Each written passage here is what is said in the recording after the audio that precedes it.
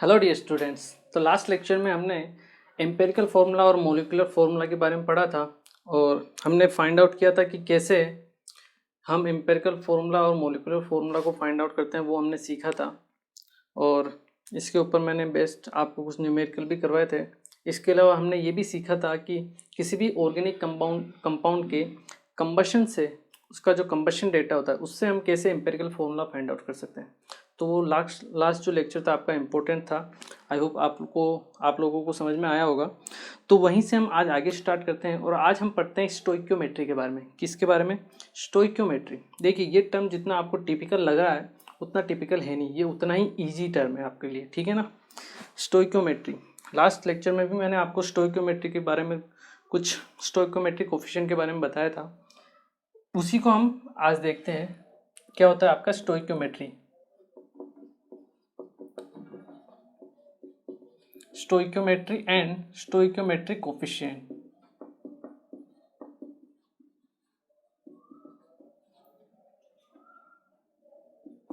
स्टोइक्योमेट्रिक coefficient, देखिए होता क्या है। अगर हम बात करें स्टोइक्योमेट्री के बारे में कि स्टोइक्योमेट्री क्या होती है, तो स्टोइक्योमेट्री को मैं सिंपल बोलता हूँ, आपकी जो chemical reaction, balance chemical reaction, वो ही कहलाती है आपकी स्टोइक्योमेट्री। जैसे मैं आपके सामने एक रिएक्शन लिखता हूँ, N2 + 3H2 gives twice of NH3। ये आपके सामने एक बैलेंस केमिकल रिएक्शन है, इसी को हम बोलते हैं स्टोइक्योमेट्री। क्या बोलते हैं? स्टोइक्योमेट्री। तो स्टोइक्योमेट्री का अर्थ होता है कोई भी बैलेंस केमिकल रिएक्शन, वो होती है आपकी स्टोइक्योमेट्री। अब होता है टर्म स्टोइक्योमेट्रिक कोफिशिएंट। देखिए, ये जो नाइट्रोजन है, ये हाइड्रोजन है, ये आपका अमोनिया, ठीक है। हाइड्रोजन के आप देखोगे 3 मोल्स है, अमोनिया के 2 मोल्स हैं। यहाँ हम नाइट्रोजन के आगे कुछ नहीं, मतलब इसका 1 मोल है, ठीक है। इसका मतलब इस रिएक्शन की शक्ल को, इसको हम बोलते हैं रिएक्शन का फेस, मतलब रिएक्शन की शक्ल, उसका चेहरा, कि रिएक्शन क्या कह रही है। ये रिएक्शन ये कह रही है कि 1 मोल आप N2 का लीजिए, 3 मोल H2 का लीजिए। जब आप उन दोनों की रिएक्शन करवाओगे तो आपको जो प्रोडक्ट मिलेगा वो मिलेगा 2 मोल NH3। क्या मिलेगा? 2 मोल NH3। ये है आपकी रिएक्शन की शक्ल, ठीक है। आया समझ में? अब ये जो होते हैं 1, ये 3 और ये 2, इन्हीं को हम क्या बोलते हैं? ये जो कंबाइन है इनको हम बोलते हैं स्टोइक्योमेट्रिक कोफिशिएंट। क्या बोलते हैं? स्टोइक्योमेट्रिक कोफिशिएंट। आपको पूछे नाइट्रोजन का स्टोइक्योमेट्रिक कोफिशिएंट कितना है? 1। हाइड्रोजन का स्टोइक्योमेट्रिक कोफिशिएंट कितना है? 3। अमोनिया का स्टोइक्योमेट्रिक कोफिशिएंट कितना है? 2। तो ये है आपके स्टोइक्योमेट्रिक कोफिशिएंट और ये है आपकी स्टोइक्योमेट्री, ठीक है। अब इस से हमें क्या क्या इन्फॉर्मेशन मिलती है? देखिए, इस रिएक्शन को अगर मैं देखूं तो मैं ये कह सकता हूं कि अगर मैं 1 मोल N2 का लेता हूं, 1 मोल N2 का, और इसकी रिएक्शन करवाता हूं आपके 3 मोल H2 के साथ। किसके साथ? 3 मोल H2 के साथ। तो मुझे जो प्रोडक्ट मिलेगा वो मिलेंगे 2 मोल किसके? अमोनिया के। 2 मोल कितने किसके मिलेंगे? अमोनिया के। ये रिएक्शन की शक्ल है और ये रिएक्शन की शक्ल को देख के मैं कह सकता हूँ, ठीक है। इससे होता क्या? इससे होगा ये कि अब मुझे कोई सा भी आप किसी भी एलिमेंट के बारे में उसके मोल दे दीजिए, उससे मैं ये बता सकता हूँ कि दूसरा जो प्रोडक्ट है उसके, दूसरा जो आपका रिएक्टेंट है उसके कितने मोल चाहिए और आपके जो प्रोडक्ट है वो कितना बनेगा। इसके बारे में भी आपको मैं इंफॉर्मेशन दे सकता हूँ। जैसे सपोज करो यहाँ मैंने इसके ले लिए आपके 24 मोल्स। कितने मोल्स ले लिए? 24 मोल्स H2, ठीक है। तो हम कह सकते हैं कि 3 मोल H2 के लिए हमें कितना चाहिए? 1 मोल N2। वैसे ही 1 के लिए कितना चाहिए होगा? 1/3। 24 के लिए कितना चाहिए? 1/3 इंटू 24 मीन्स आपके 8 मोल N2। आया समझ में? 3 मोल H2 के लिए चाहिए कितना? 1 मोल N2। तो 24 के लिए कितना चाहिए? उसका 1/3, मतलब 8 मोल N2, ठीक है। अब ये जो बात हुई आपके 3 मोल H2 की, अब हम बात करते हैं इसके प्रोडक्ट के बारे में कि आपके 3 मोल H2 से आपके बनते हैं 2 मोल NH3 अमोनिया प्रोडक्ट में। ये कितना है? इसका 8 टाइम्स है, मतलब 24 में से कितने बनेंगे? इसका भी 8 टाइम्स, मीन्स 8 2 जा 16 मोल NH3। आया समझ में? सिंपल मैथ से, जैसे एक पेन 5 रुपये का आता है तो 10 पेन कितने के आएंगे? 50 रुपये के, ठीक है ना। सिंपल सी गणित है। 3 मोल से 2 मोल बनते हैं, 24 से क्या ऐसे आप समझ सकते हो कि 3 से आपके बनते हैं कितने 2, 1 से कितने बनेंगे 2/3 और आपके पास है कितने 24 से कितने बनेंगे 2/3 इंटू 24 ये जाएगा 8 टाइम्स 8 2 जा 16 मोल। ठीक है ना, सिंपल सी मैथ्स है, कोई हेडेक वाली बात नहीं। ठीक है, ये तो हुई केवल किसके लिए मोल के लिए कि हम कैसे मोल को फाइंड आउट कर सकते हैं। यही रिलेशनशिप हम मास के लिए भी फाइंड आउट कर सकते हैं। मास के लिए कैसे करते हैं देखिए, जैसे मोल के लिए तो हमने देख लिया, वैसे अगर मैं मास के लिए बात करूं 1 मोल N2 का मास, ये किसके लिए आपके लिए मोल मोल रिलेशन क्या है आपका है मोल मोल रिलेशन। ठीक है, अगर हम मास के लिए बारे में बात करें 1 मोल N2 के बारे में बात करें, उसका मास कितना होता है 28 ग्राम। कितना है आपका 28 ग्राम N2। ठीक है, 3 मोल H2 उसका मास कितना है आपका 6 ग्राम H2। 2 मोल NH3 1 मोल का 17 ग्राम, 2 मोल का 34 ग्राम NH3। तो मैं ये कह सकता हूँ रिएक्शन को देख के कि अगर मैं 28 ग्राम N2 और 6 ग्राम H2 को रिएक्ट करवाता हूँ आपस में तो मुझे 34 ग्राम क्या मिलेगा अमोनिया मिलेगा NH3। ठीक है, इस तरीके से हम इसको मास से भी फाइंड आउट कर सकते हैं। अब आपको दे दिया मास, सपोज करो 30 ग्राम H2, कितना दे दिया 30 ग्राम H2। तो अब आप मुझे बताइए कि N2 कितना चाहिए मुझे और अमोनिया कितना बनेगा। वीडियो को पॉज कर सकते हो, कोई दिक्कत नहीं। देखिए 6 ग्राम से मिलता है आपका 28 ग्राम, 1 ग्राम से कितना मिलेगा आपका 28/6, आपके पास कितना है 30 ग्राम। तो 30 ग्राम से के लिए कितना मिलेगा, मल्टीप्लाई कर लो आप 6 पंजा और 28 140 ग्राम N2 आपको चाहिए। अब अमोनिया कितना बनेगा कोई दिक्कत नहीं, 6 ग्राम से कितना बनता है 34 ग्राम, 1 ग्राम से कितना बनेगा 34/6, आपके पास कितना है 30 ग्राम मल्टीप्लाई 30, ये गया 5 टाइम्स, ये आएगा आपके 170 ग्राम। तो इस तरीके से हम किसी भी एक, जो भी आपको दिया हुआ क्वेश्चन में कुछ तो दिया हुआ रहेगा, ठीक है ना, तो किसी भी एक रिएक्टेंट से आप दूसरा रिएक्टेंट कितना चाहिए वो फाइंड आउट कर सकते हो और जो आपका प्रोडक्ट बनेगा वो कितना बनेगा वो भी फाइंड आउट कर सकते हो। मतलब आपको मास दिया हो या मोल दिए हो, आप दोनों में खेल सकते हो, कोई दिक्कत नहीं है। ठीक है ना, ये आपका क्या है मास मास रिलेशनशिप, मास मास रिलेशन। ठीक है, अब ऐसे ही अगर आपको गैस दी हुई हो तो और गैस का वॉल्यूम दिया हो तो हम फाइंड आउट कर सकते हैं, बिल्कुल कर सकते हैं। हमने एक क्लास में देखा था, मैंने आपको बताया था PV = nRT से। एक बार आप इसको नोट करो, फिर हम गैसेस के लिए बारे में भी हम बात करते हैं। ठीक है,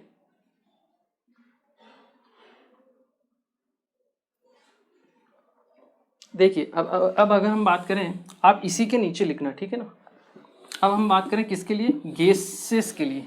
ठीक है ना, आपकी जो रिएक्शन है यही सेम रिएक्शन है, ठीक है ना, N2 + H2 gives twice of NH3।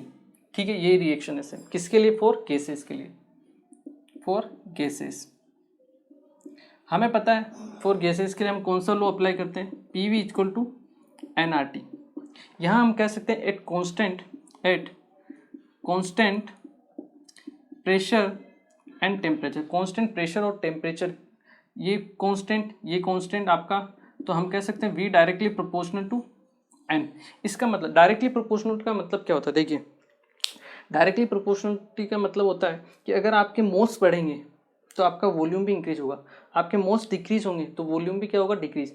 मतलब अगर आपके मोल्स डबल हो गए तो वॉल्यूम भी क्या हो जाएगा डबल, मोल्स हाफ हो गए तो वॉल्यूम भी क्या हो जाएगा हाफ हो जाएगा। यही मतलब होता है इस साइन का, डायरेक्टली प्रोपोर्शनल का। ठीक है, इसका मतलब हम एक कांस्टेंट प्रेशर और टेम्परेचर पे मोल्स को किससे रिलेट कर सकते हैं, वॉल्यूम से। ठीक है, ये कंडीशन जो है किसके लिए अप्लाई है, केवल और केवल गैसेस के लिए अप्लाई होती है। ठीक है, यहाँ ये आपकी रिएक्शन। ठीक है, यहाँ से मैं कहूँ कि 1 वॉल्यूम N2 ठीक है रिएक्ट करता है 3 वॉल्यूम H2 के साथ, तो आपका जो प्रोडक्ट बनता है वो बनता है 2 वॉल्यूम अमोनिया। वॉल्यूम में मैं यहाँ कुछ भी ले सकता हूँ, ml ले सकता हूँ, मीटर क्यूब ले सकता हूँ, लीटर ले सकता हूँ, ठीक है ना, कोई दिक्कत नहीं। तो यहाँ से हम रिलेशन फाइंड आउट कर सकते हैं वॉल्यूम के टर्म्स में। जैसे आपको दे दिया जाए 150 ml आपको दिया है किसका, H2 का, 150 ml H2 का दिया और आपको पूछ लिया जाए कि जो नाइट्रोजन है वो कितने वॉल्यूम काम में आई है और जो अमोनिया बनेगा वो कितने वॉल्यूम बनेगा, फाइंड आउट कर सकते हो बिल्कुल। देखिए 3 वॉल्यूम से बनता है 1 वॉल्यूम, या 3 वॉल्यूम के लिए कितना चाहिए 1 वॉल्यूम, 150 के लिए कितना चाहिए होगा 1/3 इंटू 150 मतलब 50 ml। क्लियर है, 3 के लिए 1, 150 के लिए उसका 1/3 मतलब मीन्स 50 ml। ठीक है, नेक्स्ट हम देखते हैं अमोनिया के केस में 3 सेम चाहिए आपके, बनता है वो कितना है 2 वॉल्यूम, 1 के लिए कितना चाहिए होगा 2/3 इंटू 150 आपके पास, 150 के लिए कितना चाहिए, ये आएगा आपके पास 100 ml, कितना आएगा 100 ml। ठीक है, तो इस तरीके से हमें कुछ भी अगर इंफॉर्मेशन दी हुई है किसी से भी रिलेटेड, मतलब कुछ भी एक रिएक्टेंट के लिए भी दी हुई है, तो हम दूसरे रिएक्टेंट का कितना वॉल्यूम चाहिए, उसका मास कितना चाहिए, उसका मोल्स कितने चाहिए, मतलब तीनों में हम इसको अप्लाई कर सकते हैं। गैस है तो उसके लिए हम वॉल्यूम के टर्म में फाइंड आउट कर सकते हैं प्रोडक्ट कितना बनेगा। ठीक है, तो ये मतलब होता है आपका किसका, स्टोइक्योमेट्री और स्टोइक्योमेट्रिक कोफिशिएंट का। मतलब एक बैलेंस केमिकल रिएक्शन में आप एक इन्फॉर्मेशन के जरिए दूसरी इन्फॉर्मेशन, दूसरे प्रोडक्ट और रिएक्टेंट के बारे में क्या क्या इन्फॉर्मेशन फाइंड आउट कर सकते हो, तो इसी को हम बोलते हैं स्टोइक्योमेट्री एंड स्टोइक्योमेट्रिक कोफिशिएंट। ठीक है, इसको एक बार आप नोट करो, फिर इसके ऊपर हम बेस्ट एक क्वेश्चन करते हैं। ठीक है, या फिर मैं क्वेश्चन आपको लिखा देता हूँ, आप इसको सोल्व करना। ठीक है ना, क्वेश्चन क्या कह रहा है आपका,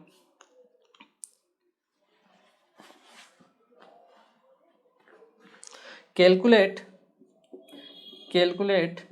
the volume of CO2 gas evolved at 1 atm and 273 Kelvin। ठीक है, ऑन हीटिंग 16.8 ग्राम MgCO3। ठीक है, ये आपको क्वेश्चन दिया हुआ है। ठीक है, कि आपको CO2 गैस का वॉल्यूम फाइंड आउट करना है, 1 atm एंड 273 केल्विन मीन्स आपको स्टैंडर्ड कंडीशन दी हुई है, और 16.8 ग्राम MgCO3 जिसको क्या किया, हीट किया है। ठीक है, एक बार इसको नोट करो, फिर मैं ये क्वेश्चन आपको सोल्व करवाता हूँ। ठीक है, ओके, तो देखिए इसको हम कैसे सोल्व करते हैं। ठीक है ना, देखिए ये है आपका MgCO3। देखिए सबसे पहले तो आपको इसकी रिएक्शन लिखना आना चाहिए। ठीक है ना, रिएक्शन नहीं आती है कोई दिक्कत नहीं, घबराना नहीं है। ठीक है ना, सीख जाओगे। ये सब क्या है, नई चीज़ें हैं आप लोगों के लिए, तो ऐसा नहीं सोचना कि मुझे तो रिएक्शन ही नहीं आती। ठीक है, नहीं आती, आज नहीं आती, 2 साल में आप ट्रेंड हो जाओगे। ठीक है, तब आएगी आपको। तो अभी जो रिएक्शन मैं लिख रहा हूँ वो याद रखने की कोशिश करो, उसको अप्लाई करो। मतलब ऐसा नहीं कि यह नहीं आती, छोड़ना नहीं उसको याद रखने की कोशिश करो कि अच्छा ये रिएक्शन होती है, इसको ऐसे बैलेंस करते हैं। ठीक है ना, आगे के लिए आपके लिए बहुत हेल्पफुल रहेगा। ठीक है, ये है आपका MgCO3 मैग्नीशियम कार्बोनेट। ठीक है, इसको जब भी हम हीट करते हैं तो ये हमेशा आपके MgO magnesium oxide plus CO2 में टूटता है। ठीक है, ब्रेक होता है। अब आपको दिया पूछा क्या है, calculate the volume of CO2 gas, आपको इसका वॉल्यूम फाइंड आउट करना है। ठीक है, स्टैंडर्ड कंडीशन दी हुई है। अब हमें पता है कि 1 मोल गैस का वॉल्यूम जो होता है स्टैंडर्ड कंडीशन पे STP पे कितना होता है 22.4 लीटर। ठीक है ना, हाँ 22.7 भी बोल सकते हैं, कोई दिक्कत नहीं है। हम कितना लेंगे जनरली 22.4 लीटर। ठीक है, वो हमें फाइंड आउट करना है। ठीक है, हीटिंग 16.8 ग्राम MgCO3, इसका मास दिया हुआ हमें 16.8 ग्राम। तो हमारी अप्रोच क्या होगी, हमें पता है हम मोल से मोल को रिलेट कर सकते हैं। ठीक है, हम यहाँ से इसके मोल निकाल लेंगे, इसके मोल से हम इसके मोल निकाल लेंगे CO2 के, और हमें पता है कि 1 मोल के लिए कितना चाहिए 22.4 लीटर। तो जितने मोल होंगे उसको मल्टीप्लाई कर दो 22.4 से, वो आपके आंसर आ जाएगा वॉल्यूम में। ठीक है, तो अब हम क्या करते हैं, इसके मोल फाइंड आउट करते हैं। देखिए मोल हम कैसे फाइंड आउट करेंगे, mass upon molar mass. Mg का होता है 24, कार्बन का 12 और ऑक्सीजन का 48। ठीक है, 48 प्लस 12 60, 60 प्लस 24 कितना हुआ 84। यहाँ से इसके मोल आ गए आपके पास कितने 0.2 मोल। तो रिएक्शन की शक्ल को देख के मैं ये कह सकता हूँ कि अगर 1 मोल MgCO3 रिएक्ट करता है तो आपके पास जो प्रोडक्ट बनता है उसमें 1 मोल CO2 बनेगा। ठीक है, आपके पास कितना MgCO3 है? 0.2 मोल। तो उससे आपका CO2 कितना बनेगा? 0.2 मोल। आया समझ में? 1 मोल के लिए MgCO3 के लिए MgCO3 भी कितना बनेगा? 1 मोल। और CO2 भी कितना बनेगा? 1 मोल। आपके पास कितने मोल है? 0.2। तो 0.2 से कितना बनेगा? 0.2 मोल ही बनेगा। सिंपल मैथ से। ठीक है, अब 1 मोल के लिए जो वॉल्यूम होता है कितना होता है? 22.4 लीटर। आपके पास कितना है? 0.2 मोल। तो वॉल्यूम क्या हो जाएगा आपका? 0.2 इंटू 22.4। इसको आप सोल्व कर लो, आपका आंसर आ जाएगा। कितना आएगा? 4.48 लीटर। और यही है आपका आंसर। ठीक है, तो सिंपल सा क्वेश्चन था, कैलकुलेशन थी, एप्लीकेशन थी, आपको जो मैंने सिखाया उसके लिए। इसको एक बार नोट करो, फिर हम इसके ऊपर बेस्ट एक और न्यूमेरिकल करते हैं। ठीक है, ओके, ठीक है। तो हम नेक्स्ट क्वेश्चन करते हैं इसके ऊपर बेस्ट एक और। ठीक है, इजी सा क्वेश्चन है, कोई दिक्कत नहीं है। ठीक है, तो देखिए नेक्स्ट क्वेश्चन क्या कहता है। नेक्स्ट क्वेश्चन ये कहता है, आपको दिया हुआ है 12 gram of an alkaline earth metal 12 gram of an alkaline earth metal gives 14.8 gram of its nitride। ठीक है, find the atomic weight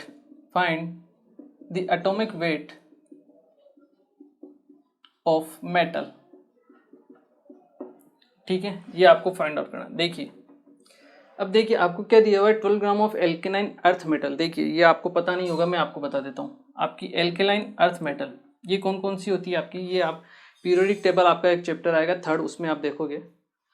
alkaline earth metal ये होती है आपकी बेरिलियम, मैग्नीशियम, कैल्शियम, स्ट्रोंशियम और बेरियम। ठीक है, इनको हम बोलते हैं एल्केलाइन अर्थ मेटल। ठीक है, अब आपको बताया नहीं है कि कौन सी है, आपको फाइंड आउट करना है। ठीक है, आपको दिया है कि मेटल का 12 ग्राम दिया हुआ है। ठीक है, gives 14.8 gram of its nitride. वो क्या देती है? 14.8 ग्राम नाइट्राइड आपको देती है। अब देखिए, आपको पता होगा, नहीं पता हो तो मैं आपको बता देता हूँ। जैसे ऑक्साइड होता है, क्या होता है आपका? ऑक्साइड, इसको हम बोलते हैं O2-। क्या बोलते हैं? O2-। जो आपका नाइट्राइड होता है इसको हम बोलते हैं N3-। यहाँ पे क्या है देखो, जैसे नाइट्रोजन के वैलेंस शेल में आप देखोगे तो नाइट्रोजन के वैलेंस शेल में आपके कितने? 5 इलेक्ट्रॉन होते हैं। ठीक है, इसको ऑक्टेट कंप्लीट करने के लिए, मतलब इसको 8 इलेक्ट्रॉन कंप्लीट करने के लिए इसको 3 इलेक्ट्रॉन की जरूरत पड़ती है। ऑक्टेट का मतलब होता है कोई भी आपका एटम है, एलिमेंट है, वो क्या करता है? ऑक्टेट कंप्लीट करता है, जिससे उसकी स्टेबिलिटी बढ़ती है। ठीक है, और हर एलिमेंट ऑक्टेट कंप्लीट करता है। ठीक है, नाइट्रोजन भी कंप्लीट करेगा। कैसे कंप्लीट करेगा? 3 इलेक्ट्रॉन लेके। तो जब वो 3 इलेक्ट्रॉन लेता है तो उसके ऊपर -3 चार्ज आ जाता है। ठीक है, वैसे ही ऑक्सीजन में 6 इलेक्ट्रॉन होते हैं आपके वैलेंस शेल में। जब वो 2 इलेक्ट्रॉन ले लेगा तो उसका ऑक्टेट कंप्लीट हो जाएगा, तो उसके ऊपर चार्ज आता है -2 का। ठीक है, वैसे ही आपकी जो एल्केलाइन अर्थ मेटल होती है ये वाली, इनके जो वैलेंस शेल में 2 इलेक्ट्रॉन होते हैं। कितने इलेक्ट्रॉन होते हैं? 2। तो ये क्या करते हैं? 2 इलेक्ट्रॉन को लूज करते हैं। अब ये 6 इलेक्ट्रॉन तो ले नहीं सकते, 6 इलेक्ट्रॉन लेना मुश्किल होता है। ठीक है, तो ये क्या करते हैं? 2 इलेक्ट्रॉन को लूज कर सकते हैं, लूज करके भी अपना ऑक्टेट कंप्लीट कर सकते हैं। तो क्या करते हैं? ये अपने 2 इलेक्ट्रॉन को लूज कर देते हैं, जिससे इनका ऑक्टेट कंप्लीट हो जाता है और स्टेबिलिटी बढ़ जाती है। तो ये हमेशा M+2 की जो आपका रहेगा उस कंडीशन में रहेंगे। किस कंडीशन में? M+2 कंडीशन में। ठीक है, आपका नाइट्राइड है, ये किस कंडीशन में रहेगा? आपका N3- की कंडीशन में। अब हमें इसका फॉर्मूला बनाना है। कैसे बनाएंगे हम? Criss cross. आपने 9th-10th में सीखा होगा फॉर्मूला कैसे बनाते हैं। ये इसका जो फॉर्मूला आएगा मेटल नाइट्राइड का, वो आएगा M3N2। ठीक है, ये किसका फॉर्मूला आएगा अपने पास? मेटल नाइट्राइड का। हमें मेटल नहीं पता, हमने M लिख दिया है। ठीक है, ये है आपका मेटल नाइट्राइड, जिसका वेट आपको कितना दिया हुआ है? 12 ग्राम। ठीक है, तो हम आगे जो क्वेश्चन सोल्व करेंगे इसके बेसिस पे करेंगे। ठीक है, देखिए M3N2, ये आपका M3N2, अब ये किस किस से मिलके बना होगा, एक तो मेटल से और साथ में N2 नाइट्रोजन गैस। बैलेंस करेंगे, बैलेंस नहीं है, बैलेंस करेंगे। रिएक्शन को बैलेंस करना सबसे पहले इंपॉर्टेंट है। ठीक है, बैलेंस रिएक्शन होगी तभी ये मोल मोल, मास मास और वॉल्यूम वाले रिलेशन आपके लगेंगे। ठीक है ना, बिना बैलेंस वाले में नहीं लगेंगे। ठीक है, हमने बैलेंस कर दी इसको। ठीक है, क्लियर है। अब आपको क्या दिया हुआ है, 12 ग्राम ऑफ 12 ग्राम, इसका कितना दिया हुआ है, 12 ग्राम। ठीक है, gives 14.8 gram of its nitrite, इसका कितना है 14.8 ग्राम दिया हुआ है। ठीक है, फाइंड द एटॉमिक वेट, इसका एटॉमिक वेट अपने को फाइंड आउट करना है। तो इस क्वेश्चन को आप दो तरीके से सोल्व कर सकते हो, या तो आपको मास दिया हुआ है तो मास से मास रिलेशन यूज कर सकते हो, या फिर मोल मोल रिलेशन फाइंड आउट कर सकते हो। दोनों से हम करते हैं ट्राई। ठीक है, और देखते हैं कि दोनों से आंसर सेम आता है नहीं आता है। ठीक है, देखिए ये आप लोगों ने आप आई थिंक नोट कर लिया होगा। ठीक है ना, मैं इसको मिटा देता हूँ। ठीक है, देखिए सबसे पहले हम मास मोल मोल से करते हैं। ठीक है, डील। मोल क्या होगा, mass upon molar mass, 12 divide by molar mass. हमें नहीं पता इसका मोलर मास क्या है, हमने मान लिया m ही है।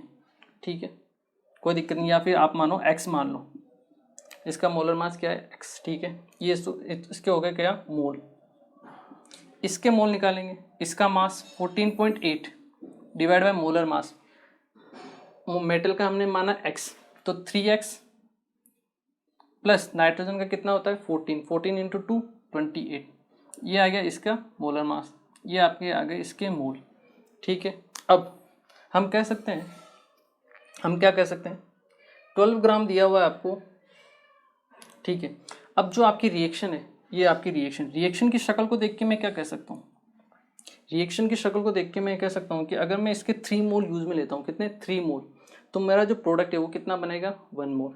मीन्स 3 मोल्स कितना देता है मुझे 1 मोल M3N2।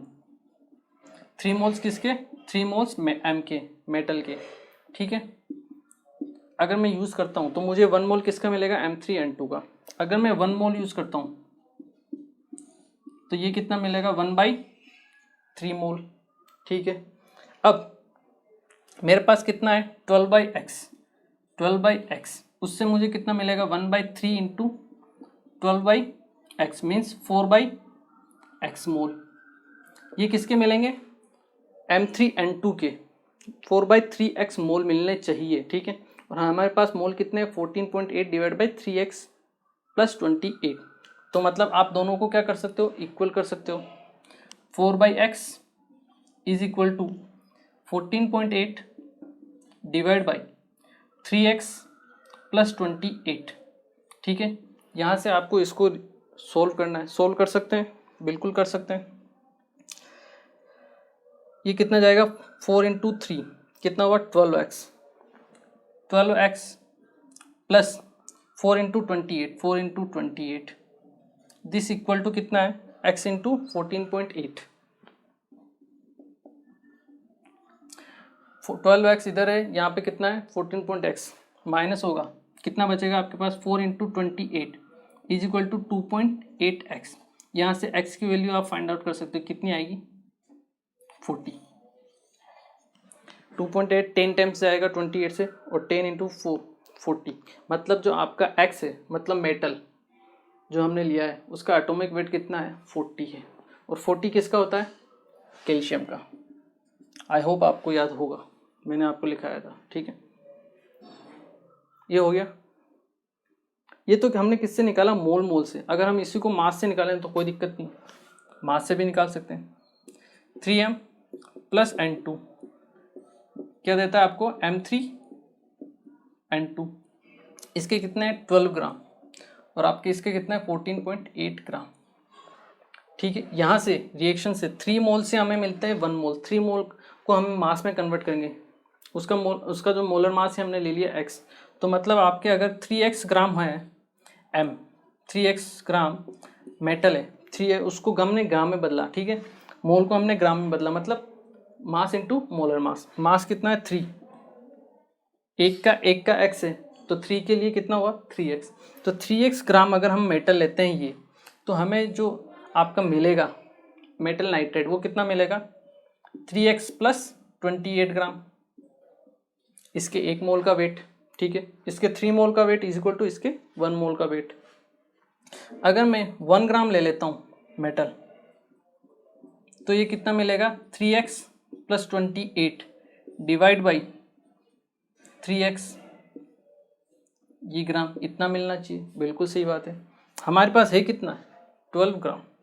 तो 12 ग्राम मेटल के लिए हमें जो मेटल नाइट्राइट मिलेगा वो कितना मिलेगा 3x plus 28 divide by 3x into 12, और ये किसके इक्वल होगा 14.8 ग्राम के। क्लियर है। यहाँ से इसको आप सोल्व कर लो, 3 से जाएगा ये 4 टाइम्स, ठीक है, 4 से इसको दोबारा मल्टीप्लाई करो, ये आएगा आपके 12x plus 4 into 28 is equal to, ये x से इधर मल्टीप्लाई करो, ये आएगा आपके 14.8x। दोबारा से सेम रिएक्शन बन गई। यहाँ से बचेगा आपके पास 2.8x, ये कितना बचेगा, ये इक्वल होगा आपके पास 4 इंटू 28 के। ठीक है, तो यहाँ से x की वैल्यू आप फाइंड आउट कर सकते हो, x की वैल्यू आएगी 40। तो आप देख सकते हो कि दोनों से जो आंसर आ रहा है वो क्या आ रहा है, बिल्कुल सेम आ रहा है। ठीक है, तो आई होप आप लोगों को समझ में आया होगा। इस क्वेश्चन को नोट कीजिए, फिर हम इसके ऊपर एक और बेस्ट न्यूमेरिकल करते हैं। ठीक है, please note this. Okay, I hope ये आप लोगों ने नोट कर लिया होगा। इसी के ऊपर बेस्ड हम एक और छोटा सा न्यूमेरिकल कर लेते हैं।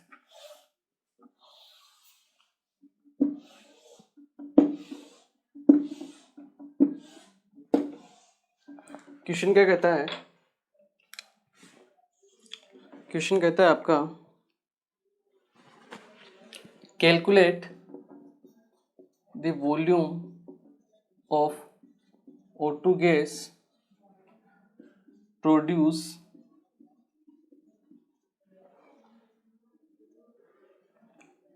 at 1 atm and 273 Kelvin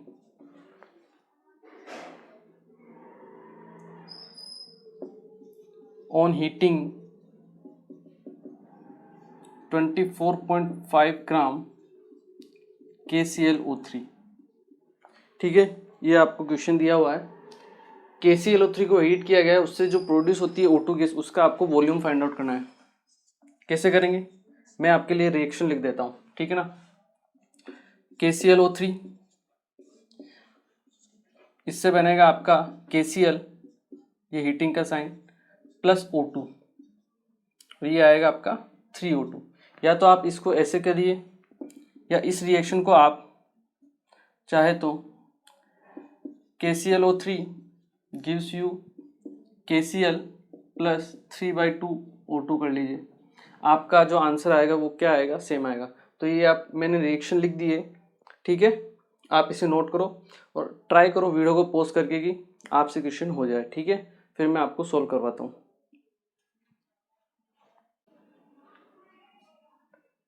okay, तो अब हम इस तरीके से करें या फिर इस तरीके से करें, आंसर में कोई डिफरेंस नहीं आएगा, आंसर हमारा सेम आएगा। ठीक है, देखिए हम करते हैं। आपको क्या दिया हुआ है, स्टैंडर्ड कंडीशन दी हुई है, volume of O2 find out करना है आपको। ठीक है, आपको क्या दिया हुआ है KClO3, इसका आपको वेट दिया हुआ है। तो हम क्या करेंगे, इसके वेट से मास निकाल लेते, मोल्स निकाल लेते हैं। 24.5 ग्राम।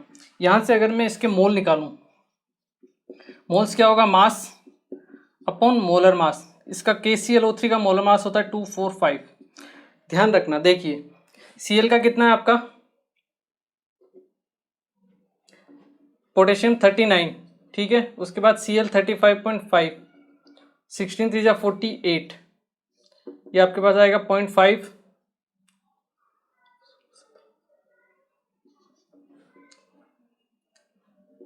122.5। ठीक है, ये आपका आंसर आएगा। क्लियर है, ये क्या आ गया, इसके मोल्स आ गए हमारे पास, मास अपॉन मोलर मास। ठीक है, यहां से अगर हम इसके मोल्स निकालेंगे तो कितना आएगा आपके पास, ये आएगा आपके पास 122 का डबल होता है। ठीक है, तो 0.2 मोल।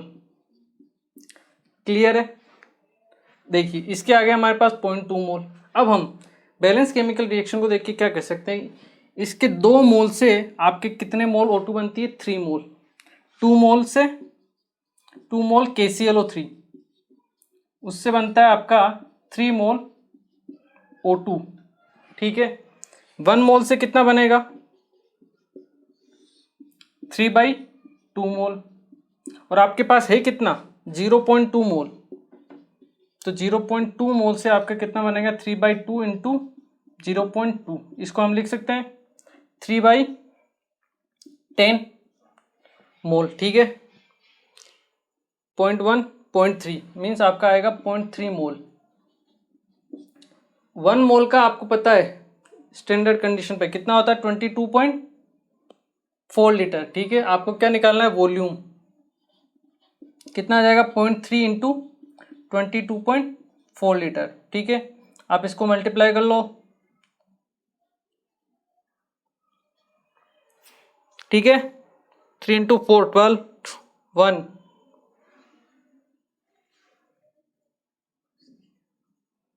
2 2 4 3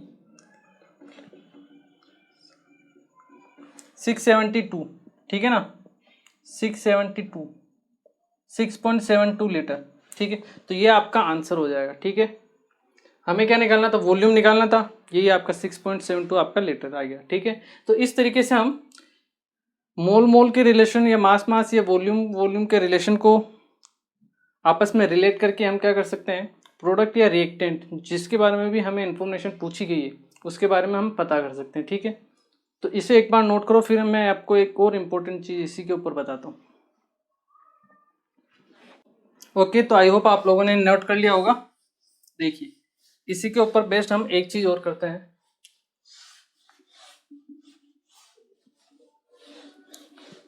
ठीक है। देखिए अभी मैं आपके सामने एक रिएक्शन लिखता हूँ, ठीक है ना। SO2 gas plus O2 gas gives SO3 gas, ठीक है। इसको हमने बैलेंस कर लिया, ठीक है।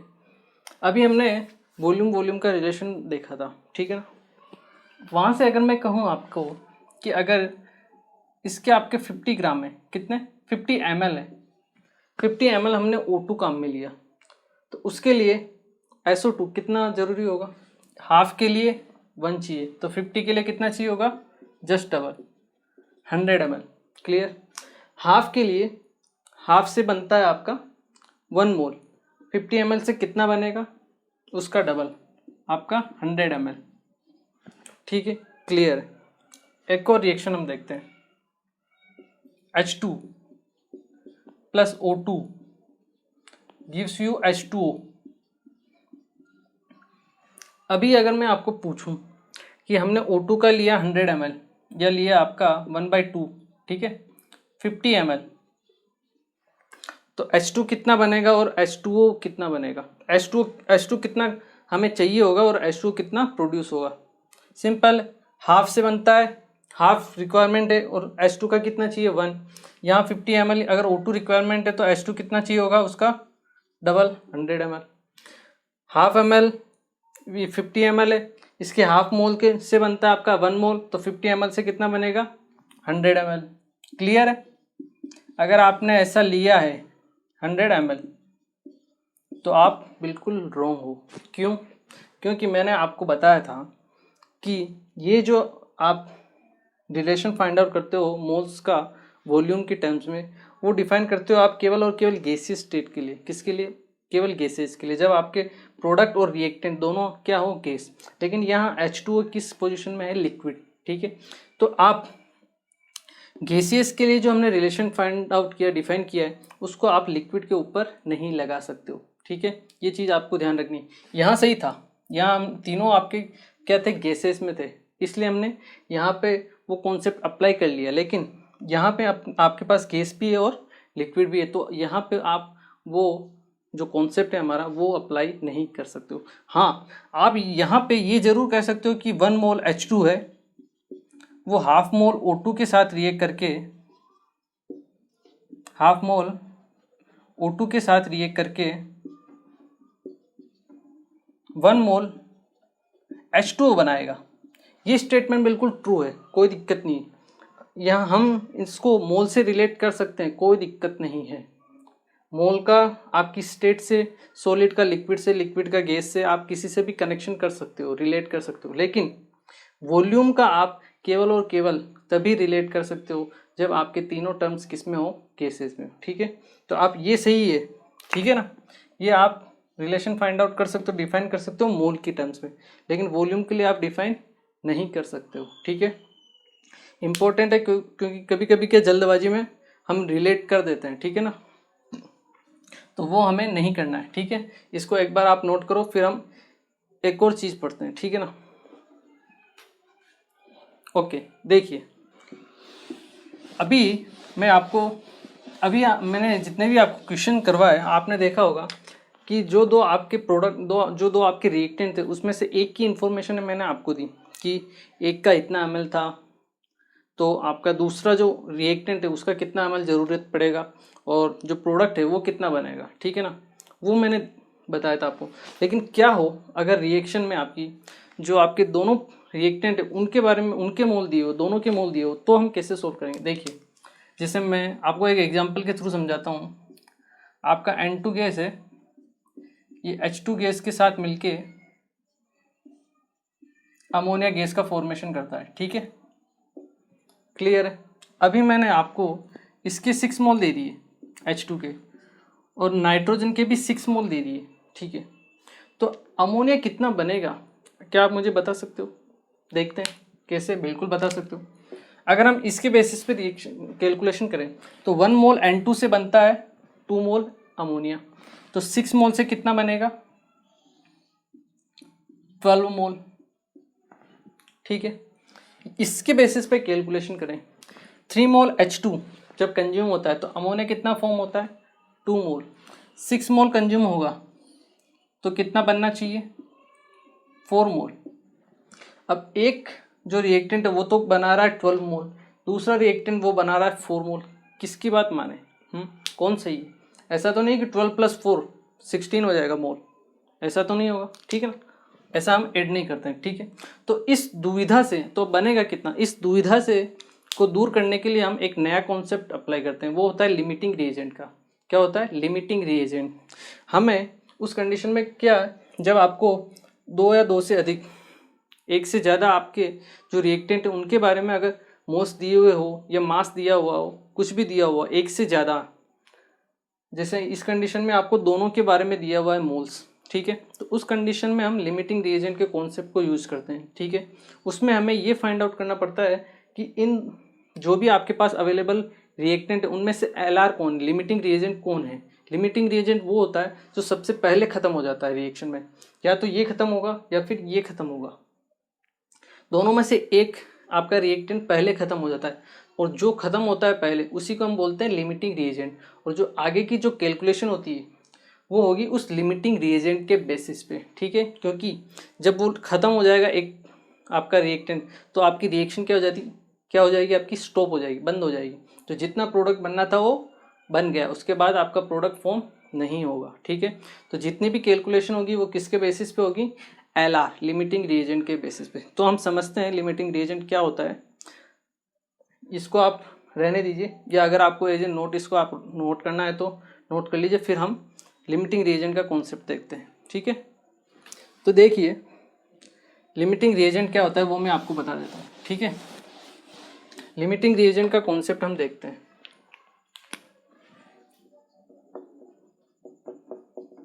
लिमिटिंग रिएजेंट, देखिए लिमिटिंग रिएजेंट क्या होता है, इसको कैसे डिफाइन करते हैं और कैसे फाइंड आउट करते हैं ये मैं आपको बताता हूँ। एक एग्जांपल लेते हैं। ठीक है, एक सपोज करो कोई आपका कोई भी स्टूडेंट है, ठीक है ना, इसकी डाइट है 5 रोटी, 5 रोटी या 5 चपाती ये खाता है, किसके साथ, 5 बाउल वेजिटेबल। जो आपकी सब्जी है, कोई भी सब्जी, उसकी 5 कटोरी के साथ ये आपकी 5 रोटी खाता है। इसका फिक्स डाइट है हमेशा का, एक रोटी एक कटोरी सब्जी, दूसरी रोटी दूसरी कटोरी सब्जी, 5 रोटी खाएगा 5 कटोरी सब्जी के साथ ही खाएगा, ये फिक्स है इसका, ठीक है, कुछ भी कम नहीं होना चाहिए, ठीक है। अब देखो एक दिन क्या हुआ, घर आने में थोड़ा लेट हो गया, ये ट्यूशन चला गया था तो घर आने में थोड़ा लेट हो गया, तो आपके पास बच्ची जो शाम को इवनिंग में वो केवल 3 बाउल ही बचे वेजिटेबल के, ठीक है, मतलब 3 कटोरी आपकी सब्जी बची। अब भाई साहब रोटी तो 5 ही है, कोई दिक्कत नहीं है, रोटी में तो 5 रोटी है, ठीक है, लेकिन सब्जी क्या है 3 कटोरी। तो अब बताइए आप कि ये 3 कटोरी सब्जी से कितनी रोटी खाएगा? 3, 5 नहीं खाएगा, 3 खाएगा। क्यों? इसका फिक्स है, 1 रोटी से 1 कटोरी सब्जी। तो आपके पास कितनी कटोरी सब्जी है? 3, तो ये 3 रोटी ही खाएगा, किसके साथ? 3 कटोरी सब्जी के साथ। रोटियां कितनी बच जाएगी? ठीक है, 2 रोटी तो आपके बच जाएगी, सब्जी कुछ भी नहीं बचेगी। तो अब जैसे इस एग्जाम्पल में अगर मैं बात करूं कि ऐसी कौन सी चीज़ है जिसकी वजह से आपके ये जो स्टूडेंट है उसका पेट नहीं भरा। क्यों? क्योंकि इसका पेट भरता है 5 रोटी और 5 कटोरी सब्जी से, लेकिन आज इसने केवल 3 कटोरी सब्जी और 3 ही रोटी खाई, मतलब इसका पेट नहीं भरा है, मतलब रिएक्शन कंप्लीट नहीं हुई है। तो रिएक्शन को कंप्लीट ना होने से रोका किसने? सब्जी ने या रोटी ने? सब्जी ने। क्यों? क्योंकि चाहिए कितनी थी? 5 कटोरी, है कितनी हमारे पास? 3 कटोरी, 2 कटोरी कम है। इसका मतलब ये हुआ आपका एलआर। क्या हुआ? एलआर, लिमिटिंग रिएजेंट, जिसने रिएक्शन को कंप्लीट होने से रोक दिया, रिएक्शन कंप्लीट नहीं हुई है, ये बचा, ये हुआ है आपका एलआर। अभी कुछ बचा हुआ है, हाँ 2 रोटी बची हुई है, लेकिन वो खाएगा किससे? कुछ से नहीं, 2 रोटी बची हुई रहेगी, इसको हम बोलते हैं एक्सेस। क्या बोलते हैं हम इसको? एक्सेस। तो जो एक्सेस में बच गया आपकी 2 रोटी है, और जो लिमिटिंग रिएजेंट वो क्या है आपका? वेजिटेबल, कटोरी, 2 कटोरी आप जो भी आपकी सब्जी थी वेजिटेबल, वो है आपका एलआर। लिमिटिंग रिएजेंट का केवल इतना सा कॉन्सेप्ट होता है, मतलब जो आपके रिएक्शन में पहले कंज्यूम हो जाता है उसे हम कहते हैं लिमिटिंग रिएजेंट। ठीक है, एक पॉइंट तो ये हो गया। दूसरा पॉइंट क्या है कि जो भी प्रोडक्ट बनेगा, जो भी रिएक्शन कंप्लीट होगी, वो जो भी हम कैलकुलेशन करेंगे वो किसके बेसिस पे करेंगे? लिमिटिंग रिएजेंट के बेसिस पे। क्यों? क्योंकि यही तो है जिसने रिएक्शन को ख़त्म कर दिया है। अगर ये ज़्यादा होता तो रिएक्शन और ज़्यादा आगे चलती, लेकिन इसने रिएक्शन को क्या कर दिया? कंप्लीट कर दिया। तो जो भी कैलकुलेशन होगी, जो भी प्रोडक्ट बनेगा, किसके बेसिस पे बनेगा? आपका लिमिटिंग रिएजेंट के बेसिस पे। ठीक है, और जो एक्सेस बच जाता है, दूसरा प्रोडक्ट जो यहाँ पे रोटी बचा हुआ है, वो आपका जो बचा हुआ रहेगा उसे हम क्या बोलेंगे? एक्सेस। ठीक है, तो ये लिमिटिंग रिएजेंट का कॉन्सेप्ट होता है। इसके कुछ पॉइंट्स होते हैं, आई होप ये तो आपको नोट नहीं करना होगा। ठीक है, ये मैंने ऐसे ही समझाया था। तो इसके जो 2-3 पॉइंट हैं वो हम लिख लेते हैं। आई होप आप लोगों को समझ में आ गया होगा कि लिमिटिंग रिएजेंट क्या होता है और उसका कॉन्सेप्ट क्या होता है। ठीक है ना। देखिए, अगर हम बात करें लिमिटिंग रिएजेंट के बारे में कि लिमिटिंग रिएजेंट क्या होता है, ठीक है, देखिए, it is the reagent which consume first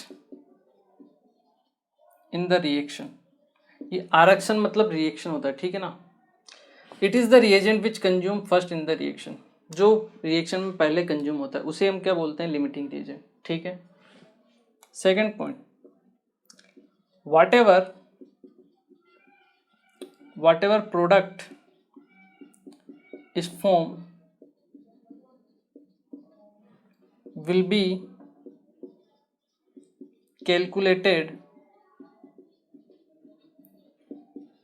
on the basis of limiting reagent। ठीक है, और ये जो बनेगा मैक्सिमम बनेगा। क्या बनेगा? मैक्सिमम बनेगा, क्योंकि उससे ज़्यादा तो बन नहीं सकता, तो इसको हम मैक्सिमम भी बोल सकते हैं। ठीक है, maximum product form, maximum product form, ठीक है, सेकंड पॉइंट हो गया आपका। Third point, the product which is left, the reactant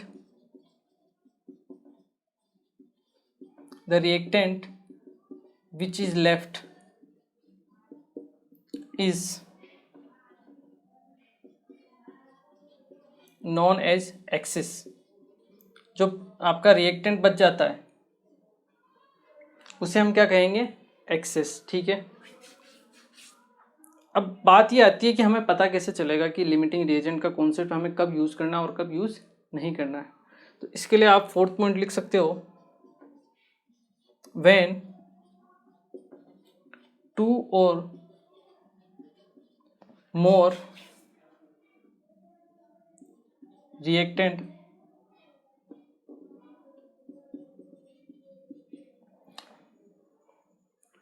reactants में क्या कर सकते हैं हम, when two or more reactants मोल, मास और volume are given, when two or more reactants मोल, मास और वॉल्यूम कुछ भी दिया हो are given, then we will use the concept of LR। देखिए एक का दिया हो तो कोई दिक्कत नहीं, तो एक है मतलब एक से ही कैलकुलेशन करनी, दो आए या तीन है ज़्यादा है तब कन्फ्यूजन आता है, तो तब हम किससे जाएंगे, LR से जाएंगे, ठीक है। ये इसके पॉइंट थे, ठीक है। अब बात आती है कि LR को फाइंड आउट कैसे करें, ठीक है। कोई दिक्कत नहीं है, दो स्टेप हैं इसके फाइंड आउट करने के लिए। कितने स्टेप हैं, दो स्टेप हैं। पहला स्टेप, फर्स्ट, जो आपकी रिएक्शन है उसको सबसे पहले तो आपको बैलेंस करना है। क्या करना है, बैलेंस करना है। अगर अनबैलेंस है तो उसको बैलेंस करना, और बैलेंस है तो अच्छी बात है, कोई दिक्कत नहीं। फर्स्ट, राइट दी कंप्लीट बैलेंस रिएक्शन। सबसे पहले आपको क्या करनी है, कंप्लीट बैलेंस रिएक्शन लिखनी, ठीक है। सेकंड स्टेप वो क्या कहती है आपकी, या यूं लिखिए स्टेप 2। सेकंड स्टेप क्या कहती है, divide the moles of reactant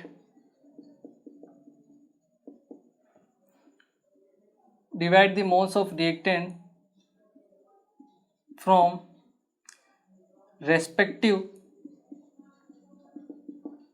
stoichiometric coefficient,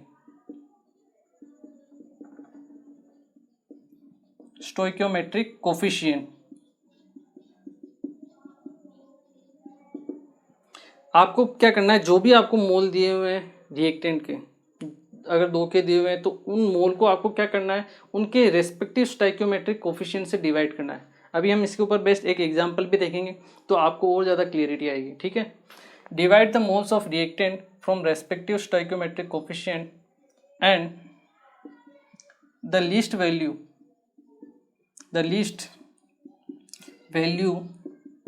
will be LR। जो आपकी लिस्ट वैल्यू होगी, जो कम आएगी, वही क्या होगी, आपकी LR, लिमिटिंग रीजन, ठीक है। देखिए इसको एक बार नोट कीजिए, फिर मैं आपको इसके ऊपर बेस्ड एक एग्जांपल दिखाता हूँ। ओके, देखिए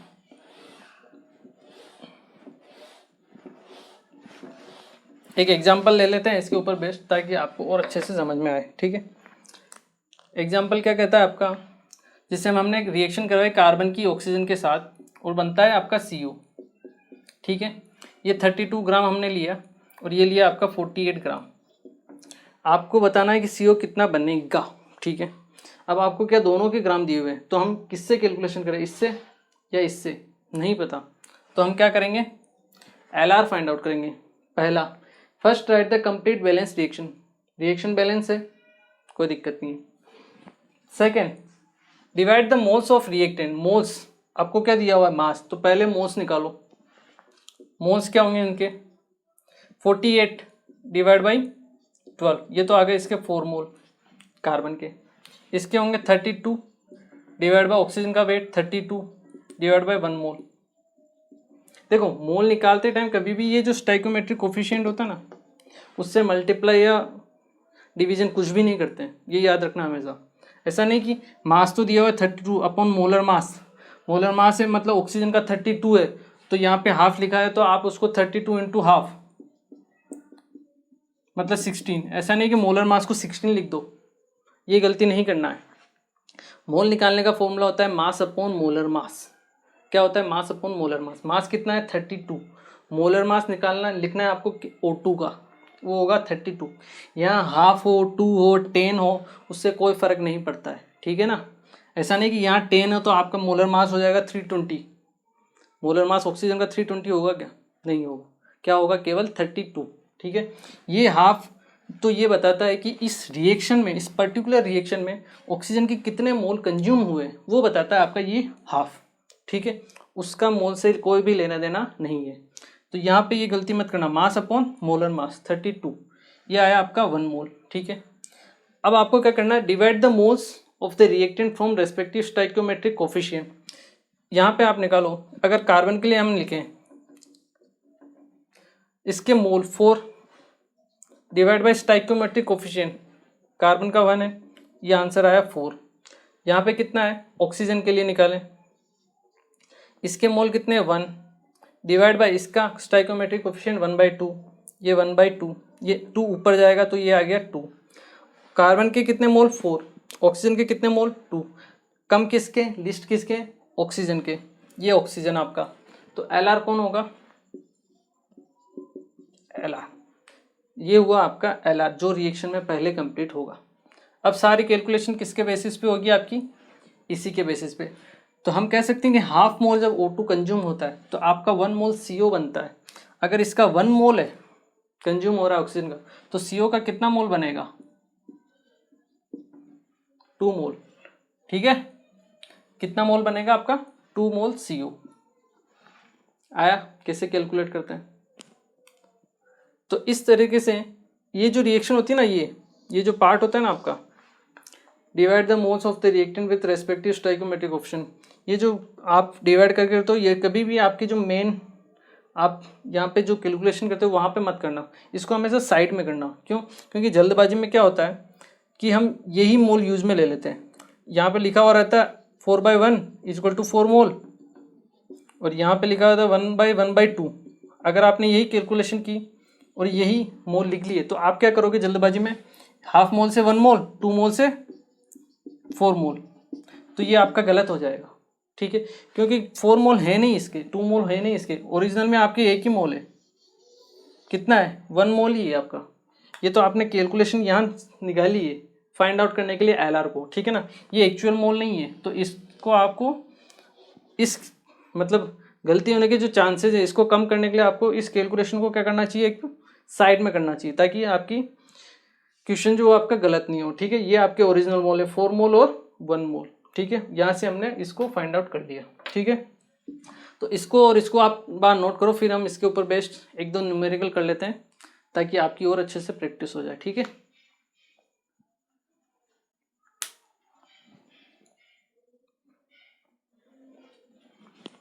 ओके, देखिए एक न्यूमेरिकल हम कर लेते हैं आज के दिन, उसके बाद हम नेक्स्ट लेक्चर में करेंगे जितने भी न्यूमेरिकल हैं इसके ऊपर, ठीक है ना। आज आपको समझाने के लिए एक मैं छोटा सा न्यूमेरिकल करवा देता हूँ। क्वेश्चन क्या कहता है, क्वेश्चन कह रहा है calculate the mass of P4O10 obtained